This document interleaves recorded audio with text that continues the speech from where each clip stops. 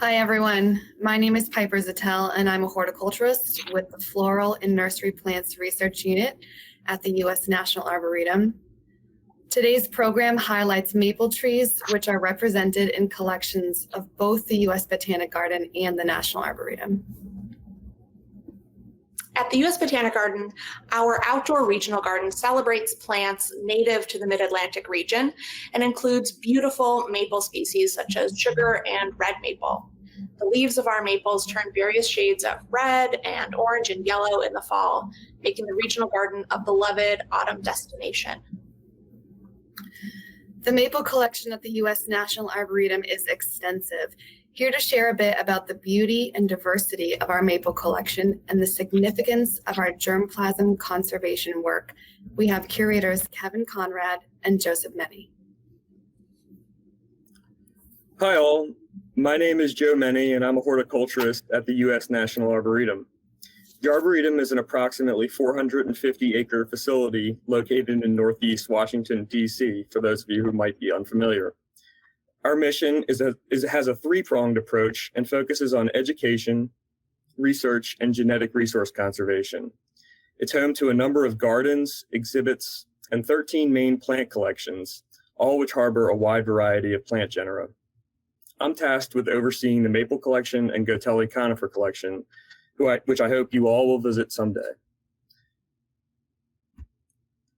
The maple collection, which is probably most pertinent to today's discussion, consists of 900 accession plants representing over 280 taxa and 75 species. It recently became a nationally accredited collection recognized by the Plant Collections Network, which is a long-term collaboration between the USDA and the American Public Gardens Association. This is really exciting for us. Accredited collections serve as references for plant identification and cultivar registration. But more importantly, they commit to a collaboration with other institutions and long-term preservation of plant collections. By working with other institutions, it enables us to identify gaps in conservation efforts and tackle them from a continent-wide approach. Our ex situ style of conservation is also comprised of a national germplasm system where seed collections further safeguard the genetic diversity of a wide variety of plant species. With that, I'm going to turn it over to Kevin, who will discuss our work related to sugar maple in a little more detail and show you a few photos of plants we have on the grounds and plants that we've collected from. Kevin? Thanks, Joe. Hi, everyone. My name is Kevin Conrad. I curate the germplasm program for the National Arboretum. And I'll start there. So the National Arboretum is a part of the Agricultural Research Service. And within the Agricultural Research Service is the National Germplasm System. And in our case, the National Plant Germplasm System. Our focus is on plants. Within this system, our focus, our goal is to conserve all genetic resources of agricultural crops. So in the case of the National Arboretum, we're focused on woody landscape plants, which maple is a strong component of. So in the case of sugar maple, what we're interested in doing is, or what we're looking at is conserving the southern forms of the sugar maple. I think everyone is aware of the fact that our climate is changing. We are getting a little warmer, and this could cause problems for the sugar maple of the Northeast. Those that Steve will talk about in a little bit of maple sugaring. So in order to conserve that plant, and I should stop and say that with sugar maple, it's very difficult to conserve it in seed storage. So it's not like we can collect seed and put it in a freezer and be done with it. With maple, you have to conserve it as a live plant to conserve the genetic diversity as a live plant. So with sugar maple, what we're trying to do is look at the southern forms in order to see if they're more viable for a northern climate.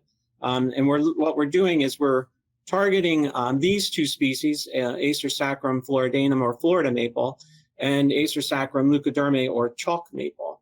How we're approaching this effort is to look at it across its range. So we've the image that you see in front of you indicates the sugar maple that you may be familiar with, the one that of the Northeast, and then the two floridanum and leucodermae. And you can see that the distribution range of those two southern species is in the deeper south, and could tolerate a more warm and will tolerate a more warmer climate.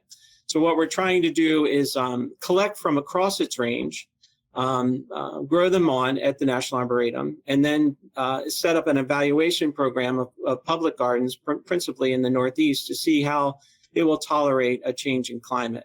It's efforts like these that we are utilizing in all of the 200 genera that we're responsible for as far as the National Plant Germplasm System. So maple and Acer saccharum is just one small part of it.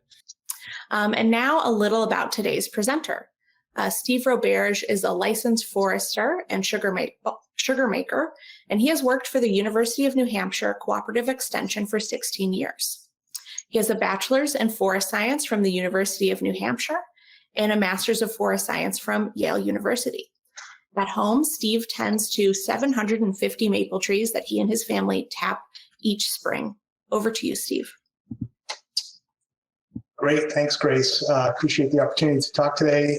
As you said, I'm a forester with the University of New Hampshire Cooperative Extension, where we work extensively with forest landowners across the state. And part of my role, as well as serving as the maple specialist. So I guess that's why I'm here today and happy to discuss maple sugaring with you all. And I was asked to talk a little bit about the history, a little bit about the production, and also a little bit about kind of the science of sap flow and maple production as well. So hopefully we'll get through all that, and happy to take questions at the end. And this is just supposed to be kind of a fun kind of a presentation just to show you what goes into this. And so with that, I'll get the slides, thank you. Yeah, so this is a pretty typical picture of a sugar house, as we call it, or sugar shack, for those of you not familiar with maple sugaring extensively. This is taken in the 1950s in New Hampshire, but this could be the same scene today. It's that steaming piece of metal that you see there is what we call an evaporator, and that evaporator has a pan in which sap is put into and boiled down, and underneath that evaporator, or that pan, is what we call an arch. It's almost like a giant wood stove or firebox, and you actually can see the flames in there as it's going. And the arch and the pan combine are the evaporator, and that's what takes sap and boils it down into maple syrup. That is the heart of the sugar house, and we'll get to that a little bit later here. But when we think of maple syrup or sugaring, this is what we're thinking about. Maple syrup itself, tons of uses for it. These are the 4 grades of maple syrup. So when you go into a grocery store or a farmer's market, you'll find that maple syrup is graded. Everything from a nice golden color to a very dark color there on the right-hand side. Those grades or that coloring is actually produced throughout the season. So here is a row of samples. Each layer or each shelf is one season. You can see that throughout the season, the grade, the color, the taste changes depending upon what's going on, the weather, what's going on in the trees itself, and also how long it takes to boil down that sap. So it's pretty neat process to see, and there's a huge variation in what sugar makers can produce, both in terms of the color of it, but also the taste too. That color has a corresponding taste to it. Before we get to all that, though, I like this tea towel just because it's really a core. It's really what maple sugaring is, and it's obviously a very old scene, but not much has changed in terms of kind of the process. Of course, technology has, but really it's tapping those trees when snow is on the ground, collecting that sap that comes from the trees, taking that sap to the sugar house, in this case that red building in the background, and boiling it down on that evaporator that I described. We call it sugaring because in the past, early on, when European settlers came, they would actually produce having learned the process from indigenous people, they would actually make a sugar, such a cake like that. So this is a sugar cube of maple sugar, and they would just boil it down until all the water is gone. And there was evidence of that where you go into these really old sugar houses and find these forms that were there, where they would pour the molten sugar into these forms. They would cool off and form those blocks. They actually had examples for coffins, for funerals, and perhaps for weddings. That's the heart-shaped ones, or for your sweethearts there. But most pantries were filled with these barrels that would be filled with maple sugar, and then they would actually have these augers called sugar devils because they had their horns where they would actually drill down into it to chip away at some of the sugar so they can get some pieces or some finer sugar that they could use for cooking. Maple sugaring back before evaporators were invented was done on an open fire in a kettle, essentially, just like this picture shows here. And again, they would boil it down to the right consistency and then pour it down into those forms, whether into blocks or barrels, you name it. Prior to that, there's evidence of using hollowed logs or dugout logs where sap would be put into that, and then hot rocks kind of put into that to heat up the sap, and you would repeat that over time, actually. It's kind of a neat process to see that, that humans, first indigenous people, but then humans in general, kind of keyed into sap flow dynamics just by observing nature or observing wildlife. Here's an example of a maple tree that's been pruned, or it looks like the tips have been broken off. Actually, you see the sap pouring out during the springtime, and then freezing when the conditions get cold at night. Just observing nature, though, as well. This is from one of my taps late in the season, where actually you'd have a pollinator showing up looking for some of that sweet sap, keying into the sugar that's in the sap there, and feeding on that sugar. And then we see squirrels all the time biting into maples, especially red maples, where they can bite the bark and harvest the sap themselves. So it's kind of a fun thing to see. Sap suckers do the same thing in the very late spring, where they'll drill the holes, the wells, to attract insects, and then they'll feed on the insects, and also taking a little sip of sap now and again. Hummingbirds actually key into those sap sucker wells, and actually will suck out sap early on in the season when there's very little for flowering plants. And again, I just kind of highlight that the use of sap from trees in general is nothing new. It's been happening for as long as people have been living among trees. Example of an article of folks in Europe using tree saps, and then in South Korea, where maple trees grow, not sugar maples, but maple trees grow, and the same weather patterns exist. There's the same sap flow dynamics that where folks can harvest sap from trees when the timing is right. Now, for us, when Kevin talked about the range of sugar maple. For us, when we think about maple sugaring, we think about the range of sugar maple. But in all reality, all maple trees can be tapped, and the sap can be used. So if you have box elder, that tree could be used. If you have striped maple, that tree could be used. Red maple, definitely. But in the heart of maple country, in the Northeast, and also up in Quebec, sugar maple and red maple are the most common trees to be tapped. This map shows where sugar maple exists across the United States here. And to give you a sense of the history of production of syrup here in the United States and in Canada, in the 1800s, the United States was the lead producer of maple syrup or maple sugar at that time.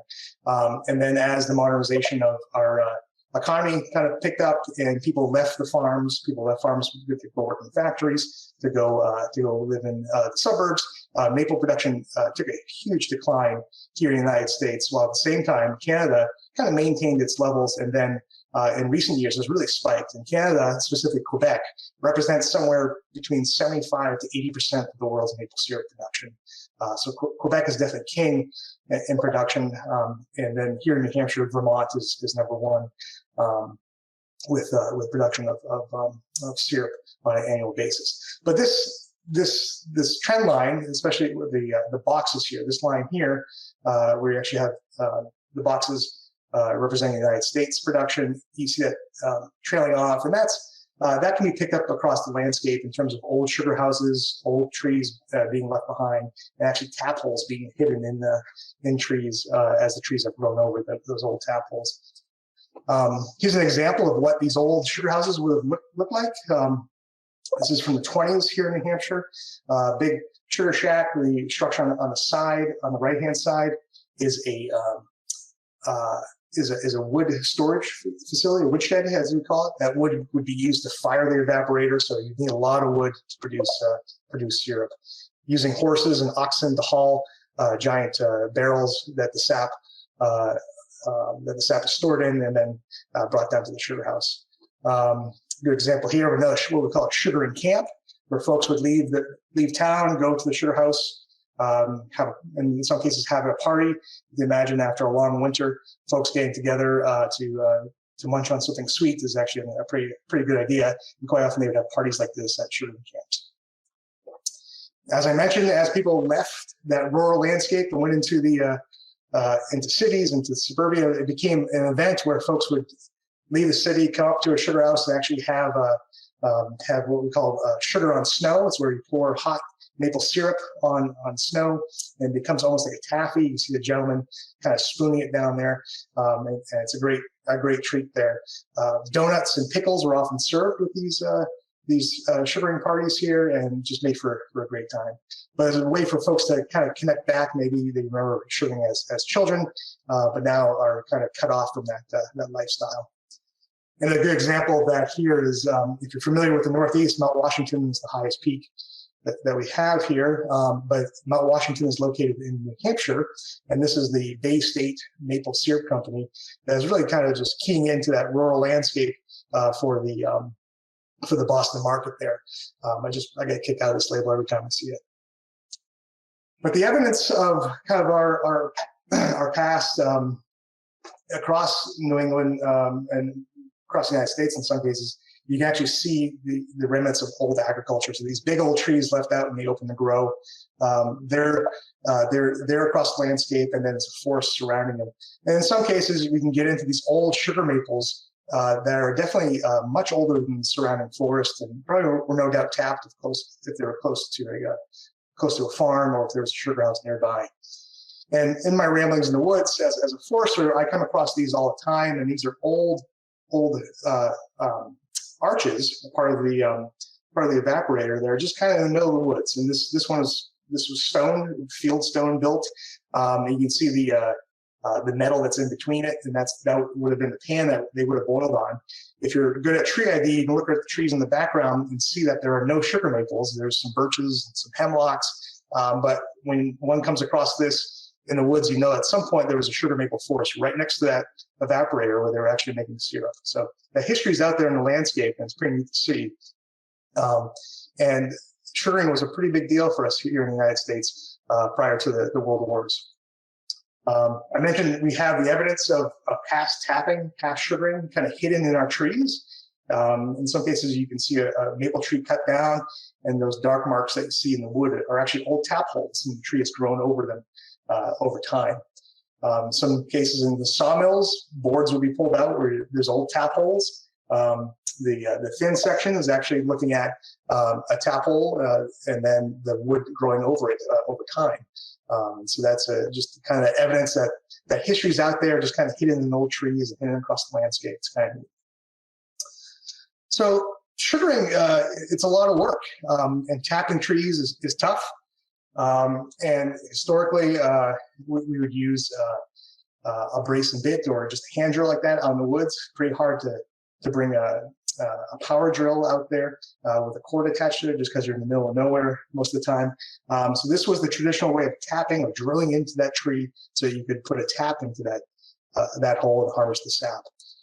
Over time, people got tired of using their muscles, and so the adaptation of an electric drill with a car battery strapped to your back was an option. That was short-lived, though, when folks transitioned over to essentially what you would think of as a chainsaw power head, and having that power tap as to make light work of tapping all those holes. Today, cordless drills make all the difference. I can do 500 taps in a day pretty easily. And then when I say 500 taps, that's 500 holes in the tree. 500 trees being tapped. That's easily done with a couple of batteries and a cordless drill. So work has gotten easier in that end. Historically, collecting sap was done with buckets, and hanging your bucket on a tree, hanging the bucket on a tap, and allowing that tap to flow into that bucket, and then one would come by and pick up that sap. Oops, sorry about that. Pick the sap up, out of the bucket and pour it into a larger barrel where, say, oxen or a machine would tow it through the woods and bring it down to the sugar house. Tubing. People think of tubing as a newer technology, but in the turn of the century, pipes were used, metal pipes were used as a tubing system in the sugar bush. That was short-lived, though, because metal pipes aren't very flexible, and when there are heavy snows or even a branch will fall on it, those pipes tend to either fall right off or get bent. And so there are evidence of using tubing in old sugar houses. Sometimes you see these piles of tubing just in the middle of the woods, but also documentation like this where folks were using metal tubing very early on. It's kind of neat to see. But in the 50s and 60s, plastic tubing took off, or rubber tubing in some cases. This is an example of an early adoption of someone having a collection bucket where they actually have a centralized bucket in the sugar bush. In some cases, pouring the sap into that bucket, and then the sap would go downhill into the sugar house where it's collected.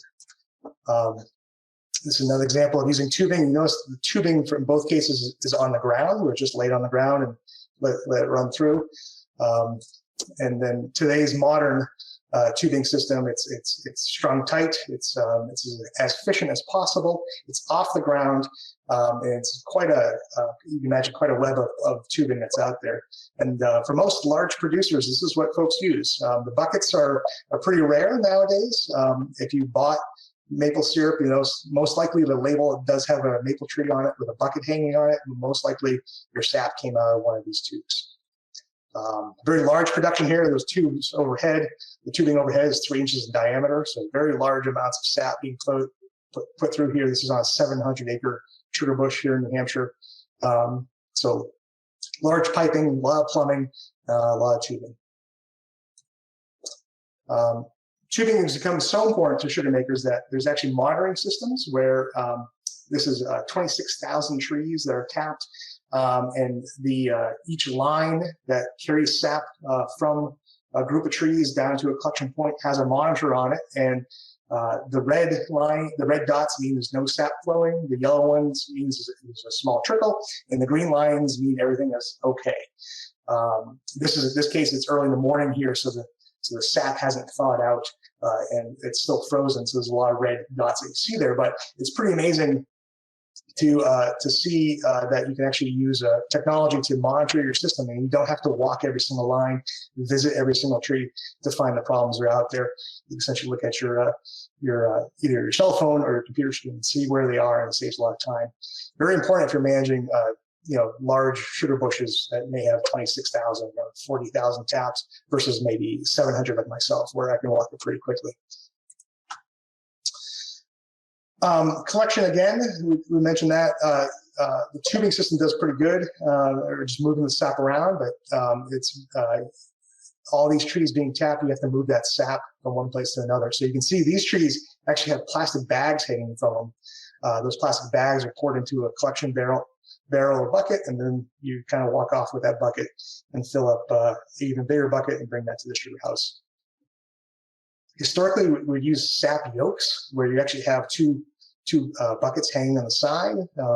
This gentleman here is collecting sap and just walking through the woods. Pretty tricky stuff, especially if there's a lot of snow or if you're on snowshoes. So you want to make sure you don't trip and lose that harvested sap. You can imagine how hard it was to actually navigate kind of the Northeast winters with snow or mud. Here's an example of a family going out to put buckets up on trees, and it happened going across their hayfield with their cart and horses, just trudging through that snow, most likely in rubber pants. It's just tough work to do. The adoption of this is an old jitterbug, kind of old Ford jitterbug here, for a farm tractor. You imagine the engine made things a lot easier if you could do it. In some cases, a good old-fashioned bulldozer to get through the woods and haul your sap around made it pretty easily. Sorry about that. The other thing about sap collection and where we are today is using vacuum systems. to actually decrease the pressure inside the sap lines, inside the tubing, where the sap is able to flow. You're actually able to harvest more sap out of a tree because there's actually a pressure difference. There's higher pressure inside the tree, lower pressure inside the vacuum system, and the sap flows more readily out of the stem. This is what we call a releaser. It's at the end of the tubing system. Below this releaser, there's a blue piece of equipment would be a giant container that holds the sap. But this system, the releaser, allows for the sap to flow into this blue piece of equipment. The pressure is maintained inside the tubing system, and the sap is able to drop out.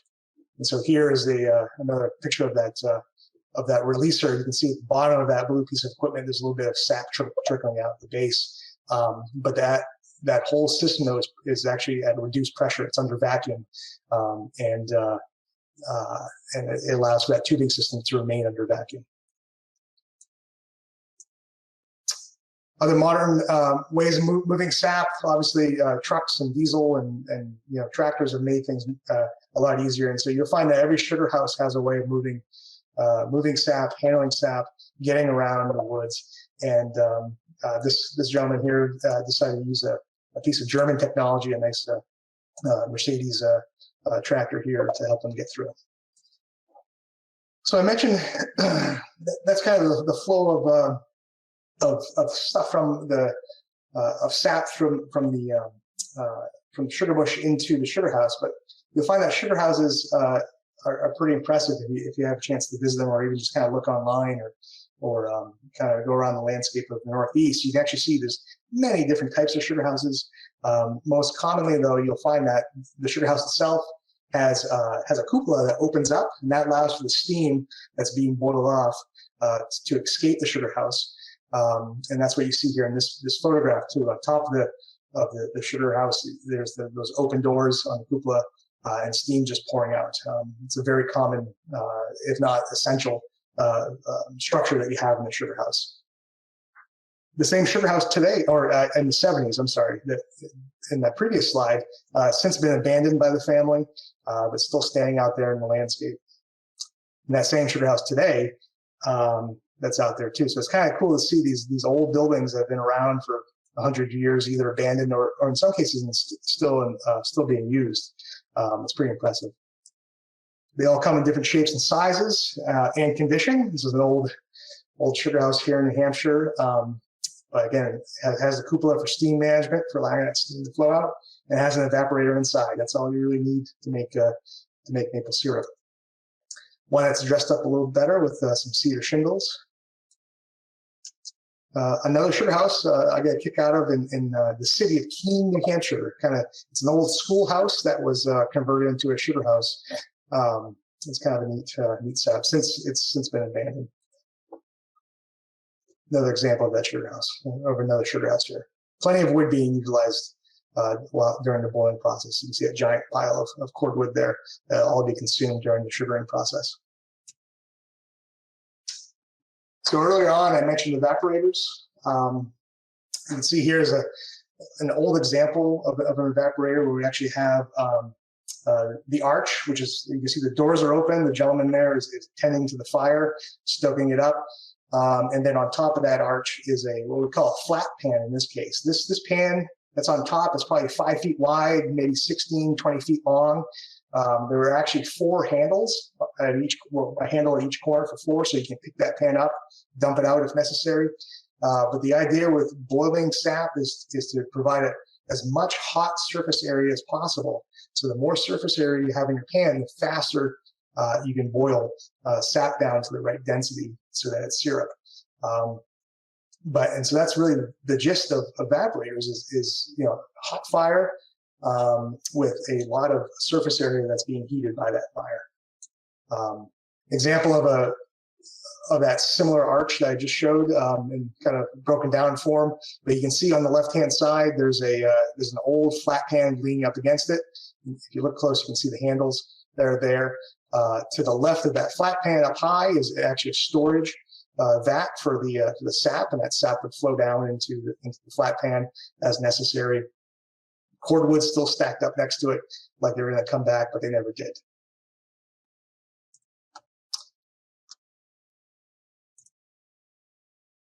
little more modern approach here to sugaring, or moving through the decades here. You can see these the metal pans are there. The one is higher than the other. There's a back pan where that gentleman is standing in front of it, and then there's a front pan, or what we call a syrup pan, where syrup is finally made up there. So that back pan takes the raw sap, boils it down, and then it moves through that pan until you get to the front, where it's finally the consistency that is maple syrup.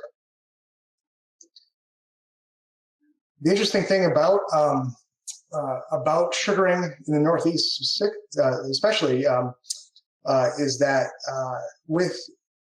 it was so common that many of our little foundries and little towns, that any place that was making metal, either for wood stoves or you name it, cast iron, they most likely made an evaporator as well. It's very common for a farm to actually produce sugar.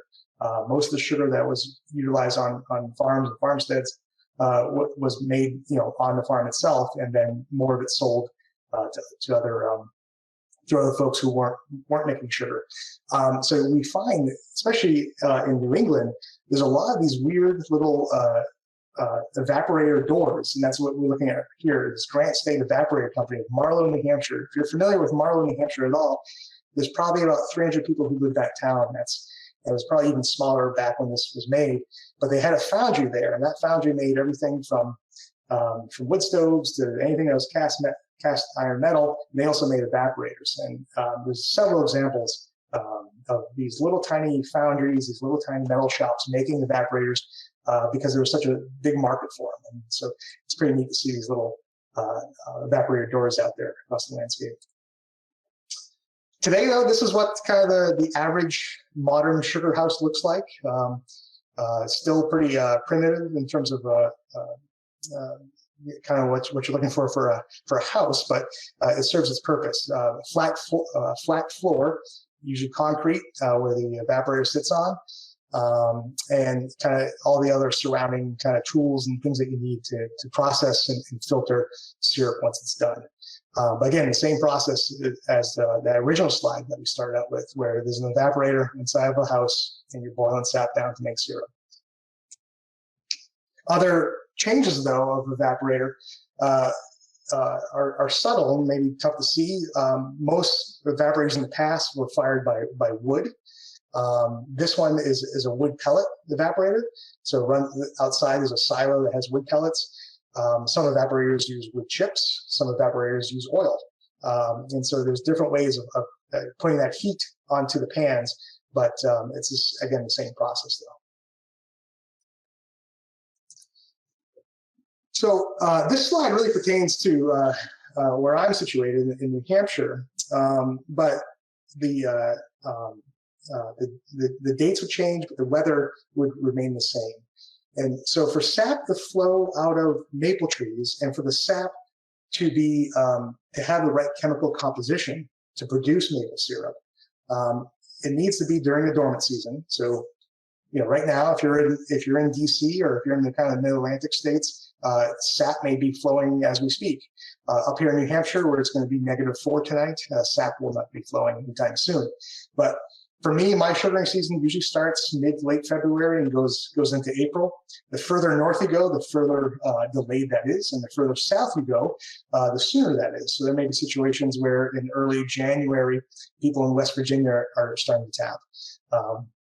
You can tap in the fall season too, where you actually get these weather patterns of below freezing at night and above freezing during the day, but the yields tend to be lower, and so most people stick to the springtime and tap at that point. And so what we're looking for, though, is that sustained weather, that thawing out from those winter temperatures, where you actually have freezing temperatures at night, and 20s are great. It can be colder, but you also need those temperatures during the day of kind of the mid 30s into the 40s, where things can thaw out, and when things thaw out, the sap starts to flow inside those trees.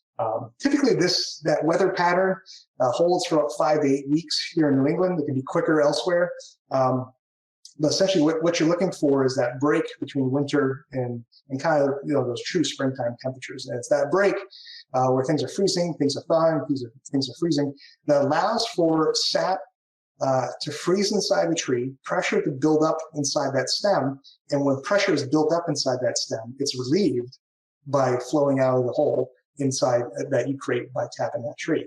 So it's that freezing and thawing and some other mechanisms that truly we don't know anything about that allow for sap to flow out of that tap hole that you make.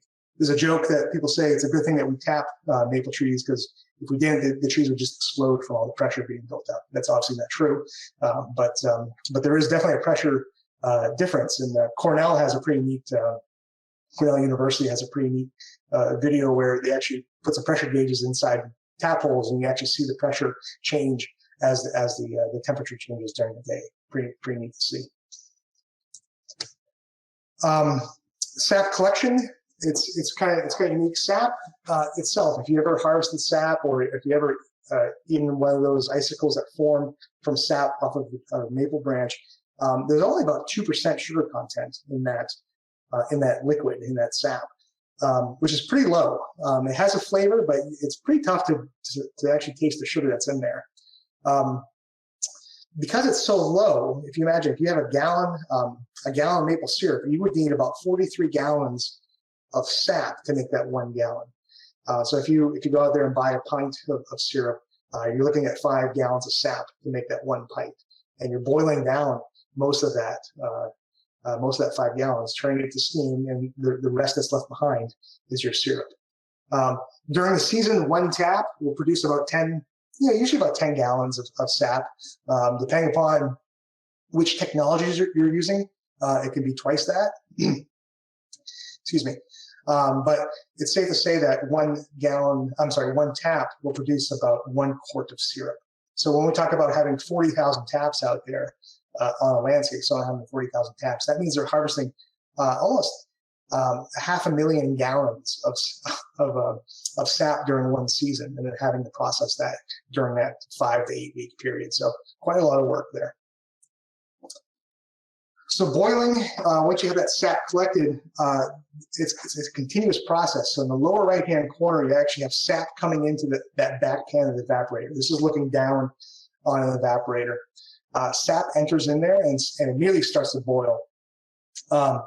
As it boils, steam rises, and what we call a density gradient starts to form. And so you have 2% sap moving into the evaporator, and that's starting to push sap that's become more dense because it's been evaporated, or water has been evaporated off that solution, and you can actually move to 11%, 15%, and then as the sap flows into the front pans, you start getting higher concentrations of sugar, where maybe 19% of the solution is in sugar, until you get to the syrup draw point, the front of the evaporator, and you get to about 2/3 sugar content.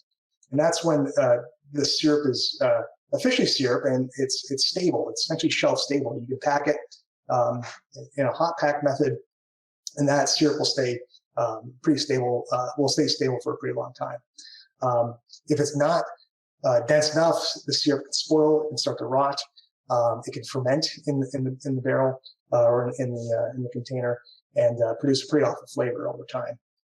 But that process of sap flowing in the back pan and sap being drawn off in that front pan is what we call a continuous boil, where sap is always being added and sap is being pulled off over time. In these larger operations, they may be doing 20, 40 gallons of syrup being produced or being drawn off every minute. So it could be a pretty quick process, pretty high volume process.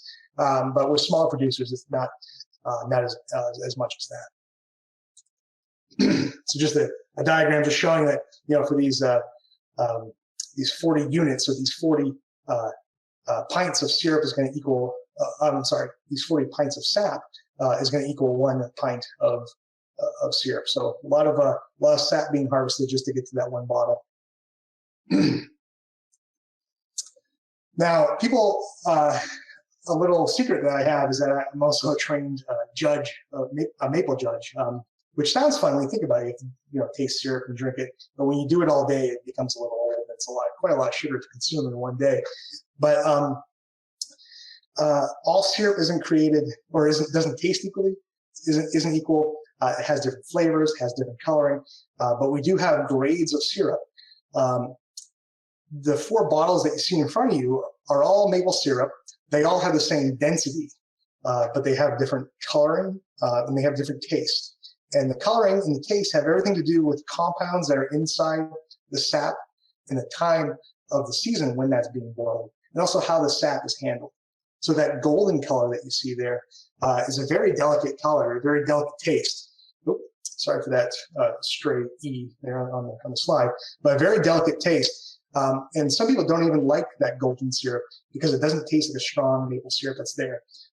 Golden syrup has hints of maple flavor, so you can taste a little bit of maple, but it has a very buttery kind of maple, vanilla type of taste.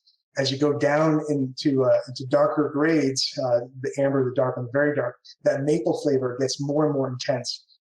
Where you get to the very dark grade, it's considered to have a very strong maple taste, and is it's something that you would use for brewing beer or for cooking or things like that.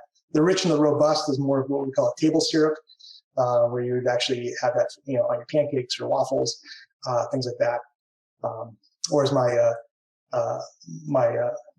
partner's a French Canadian grandfather, he would dip a piece of white toast in a piece of white bread, in maple syrup as his dessert. So we have these flavors. The color and the flavor has to match in order to meet the grade. And so a golden colored syrup has to have this very subtle maple flavor with the hints and vanilla. Sometimes they say even a woody taste, which kind of makes sense, right? It's coming straight from wood. But all these grades have an associated taste with them. That rich, again, is just a little more maple flavored. So it's almost like tasting coffee or wine when you get into your maple grades. And what I usually tell folks is that when you're thinking about if you want to explore these maple grades, a lot of producers will actually sell a sample pack where you actually have the four different grades in there, and you can kind of do a little tasting on your own. It's kind of fun to do. The dark, as I mentioned, the strong or the very dark is that the very robust flavor that's there. It's very very strong and it holds up very well in cooking. So that's an example of that. Good. So I come back to the slide just to kind of hit just to kind of highlight. There's a huge focus now on maple production. We've seen double-digit growth here in the Northeast with people adding more taps, adding more production, buying more equipment.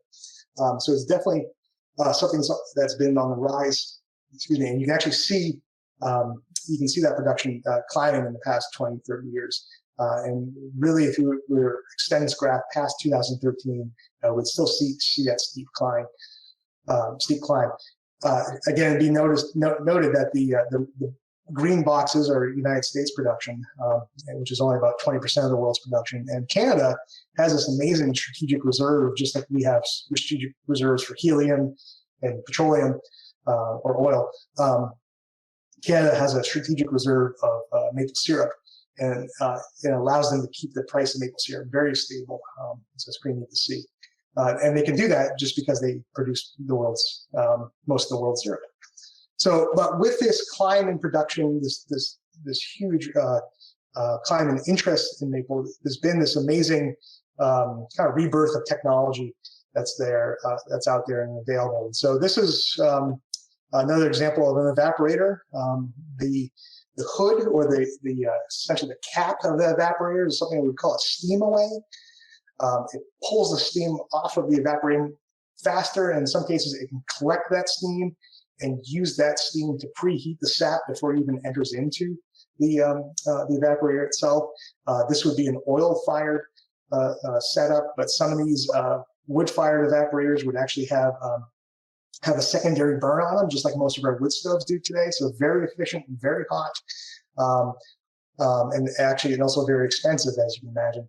In the In the foreground of this picture, there's the draw off kind of vat or bucket where the syrup is drawn off automatically. So when the syrup hits the correct temperature, the correct boiling temperature, a valve opens up, the computer opens up that valve and drops the syrup down into that vat. And then once the temperature starts to drop again, they'll close that valve and continue the boiling process. From that vat, it goes through a filter press, which is that cube that you see in the foreground as well, where impurities are filtered out. So you can get a nice crystal clear syrup as a final product. In the background there, in the next room, you actually see this kind of long tube, and then we'll get into that. But that's what we call a reverse osmosis machine. And if you're familiar with water treatment plants or desalination plants, reverse osmosis is nothing new. It's a technology that's been around for decades. But since about the 80s, people have adopted reverse osmosis machines to actually do the opposite of desalination. Here's an example of a pretty robust reverse osmosis setup, and I'll get into how that works. But essentially, the water is pushed through a filter, and this is a filter. So I'm sorry, sap is pushed through a filter at high pressure. The filter actually allows for water molecules to pass through, but not sugar molecules. So where you push sap at 2% sugar content, you allow water to go through, and the water drops out as pure distilled water.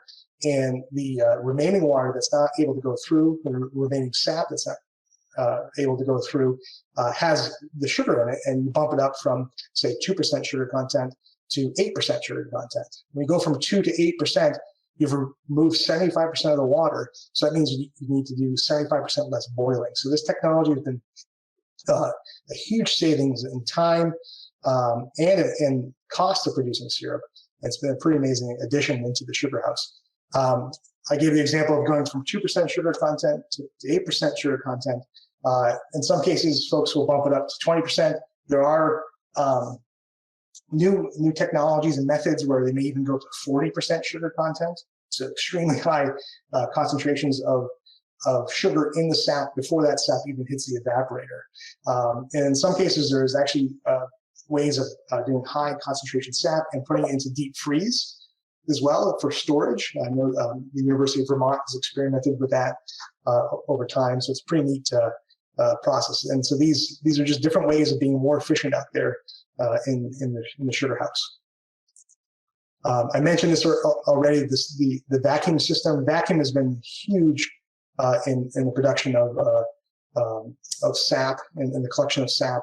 In some cases, it's doubled the capacity of trees to yield sap. So where you would have 10 gallons of sap coming out of one tap, with the addition of a vacuum system, you may bump it up to 15 gallons, and in some cases 20 gallons. So this has made harvesting sap much easier, but much more productive for sugar makers. In the past, some of you may have seen articles from the University of Vermont. UVM has an amazing maple research center, and they've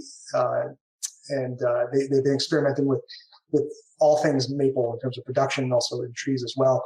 But they actually developed a process where they've used cut saplings to harvest sap, and there's a picture of Dr. Tim Perkins and Dr. Abby Vandenberg in front of their experiment, where they would actually cut the top of a tree off, put a sap collection device under vacuum, and harvest sap out of there. And they developed that process where you may actually see 10 times more production by doing this than the traditional way of tapping trees out there in the woods. So you can imagine having these stems lined up just like any crop, a row of tomatoes. You'd actually have a row of sugar maple, just like this, where you would be tapping them in this setting. The cost to do that is phenomenal. It costs a lot of money to set that up and to actually tap it in that method. But you can imagine a future where there's something like, let's say, an Asian longhorn beetle that decimates a maple forest, or some other disease that comes through. You could grow sugar maple in a controlled setting, even in a greenhouse, where you can exclude those pathogens or insects, where you can actually continue to harvest syrup in a more agricultural way. So it's kind of a neat concept. I don't see anyone adopting this. It's been almost 10 years now since this came out, but it's a pretty neat concept that's out there. I'll kind of wrap up on this setting here. As I mentioned, Canada. Many of you may have seen this. Maybe 10 years now that this happened, but $18 million worth of syrup was stolen. It's over 3 tons of syrup was stolen from the strategic reserve up in Quebec, and it was done over a long period of time. But this is kind of the facility that it was taken out of. This is an example of one of Quebec's warehouses where all those containers are stored with syrup, and slowly over time, the syrup thieves actually would drain one of those barrels and put it into the warehouse next door, and the barrels were either filled up with water or just left empty until they were discovered. It's pretty amazing that that this even exists. It's really not really the picture of that tea towel that I showed early on, right? That gentleman and probably his grandson tapping a tree with the ox in the background. I don't think they had a warehouse set up like this, kind of behind their sugar house. But this is the reality of maple production on a large scale here. Again, that warehouse with the graders and testers and inspectors there, checking that out. I'll leave with this this kind of series of photos from a gentleman that I had the pleasure of teaching how to make maple syrup and kind of bouncing ideas off. But the neat thing is about producing maple syrup anywhere across the nation and in Quebec is that there's a huge range of operations, and there's people that kind of work in that warehouse setting where there's large amounts of maple syrup being produced in one sugar house. But there's also people like Mr. Shu here who has his little setup and a nice glass of beer and just boils away and has a really good time doing it. So I encourage folks, if you're interested in learning how to do your own backyard sugar, and this is how you start, just with a simple pan in your backyard, and you get going. And I know a lot of people who started out just like this, who have actually kind of turned that into a business and have grown over time. So you can really catch the bug and go from there. But it's just kind of neat to see that huge diversity that's out there across the landscape. So with that, I'll leave questions. I see there's a lot going on in chat, so I'll leave Grace to kind of manage that. So thank you. Absolutely. Thank you so much, Steve, for an amazing presentation today. We do have some questions in the chat for you. And let's start with, are there any other tree species that can be tapped? I assume, but are they less productive or less sweet? Yeah, that's a great question. And that's a new form of research. It's really blossomed over the past few years, but the answer is yes. Birch is the most common one. If you go into Alaska or Russia or even Northern Europe, there's a lot of birch tapping that happens. And the sap flow dynamics of birch are totally different than maple. Maple, you need that weather pattern for that sap to go, that thawing during the day and freezing at night. Birch, it happens after the maple season, and it just turns on. It never shuts. It doesn't shut off for a very long time. So if you drill that hole in the birch tree, here in New Hampshire, maybe mid-April, the sap will just start flowing and come out. And it's not like a stream of sap coming out, but it does flow just like a maple sap. But there's been experiments done in sycamore, in American beech. There's folks will make a syrup out of boiling down shagbark hickory bark into a tea and then adding syrup to that tea. So there's walnut is another example. So there's a number of different resources. And Michael Farrell is an author of The Sugar Maker's Companion. It's a book that he wrote and talks about all the trees that you can utilize for tapping. And there's a bunch of research that's going on as well. I'm working with a PhD student here at UNH that is exploring just that. Yeah, great question. Very cool. Thanks, Yeah. Steve. And another question here, how do you make sure you don't take too much sap or jeopardize the trees? Yeah, so there are tapping guidelines. There's the North American Maple Producers Manual that is a collection of science and recommendations that come from maple experts, essentially.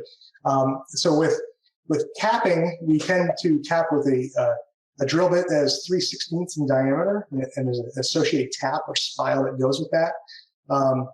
That hole is small enough that the tree can heal over within a couple of years, and we have a tapping minimum for diameter. And so a tree that is usually about 12 inches in diameter should be the minimum. So if you can hold a ruler against it and it's wider than that ruler, go ahead and tap it. It's fine. Small trees usually can't handle that tapping over time, and so that's how you ensure that you're doing you're not harming the tree in a negative way by tapping it. You're tapping a tree that's too small. Sap will shut off on its own. What happens essentially is that the tree goes through a healing process the minute you put that drill bit in there, and the first thing to plug up essentially the pipes, the vessels inside the wood is actually bacteria, yeast, and mold growth that happens. That they feed on the sap and they plug up the holes that are in there. It's all natural. It's fine, but it's that plugging up that will actually stop the sap flow over time. So that's so the tree kind of ensures that it doesn't kind of bleed out too much sap in that sense. Yeah. Thank you, Steve. And there's another question here: is who first discovered how to tap trees? Did European settlers learn this method from Native Americans?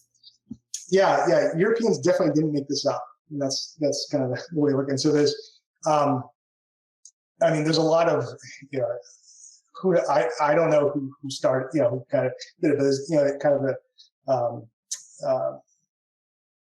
there seems to be a sense that, indigenous people of the Northeast were definitely utilizing maple sap, probably not to boiling it down to sugar or even into a syrup phase, but using it in some form and recognizing that maple trees could yield something that was worth consuming or worth processing. And besides climate change impacting the range of sugar maples, what are the other implications of climate change on maple syrup production? Yeah. So I get this question gets thrown at me a lot,